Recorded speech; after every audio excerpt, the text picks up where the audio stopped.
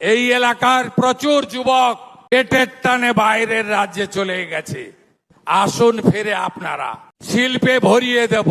আমি কিছুদিন আগে মেজিয়া এসেছিলাম। শ্যাম স্টিলের নতুন কারখানা, তার 15,000 কোটি টাকার ভূমি পূজন করে গেছি। সেখানে প্রায় 10,000 লোকের কর্মসংস্থান হবে। আজকে এখান থেকে যাচ্ছি রঘুনাথপুরে, অমিত মেটালিক, তারা এখানে 4,000 কোটি টাকা ইনভেস্ট করছে। ওরাও কথা দিয়েছে আমাকে এবং আমাদের মামনি বাউরিকে, জ্যোতির্ময় সিং মাহাতোকে। তারাও জঙ্গলমহলের অদক্ষ শ্রমিক 10,000 জনকে কাজ দেবে।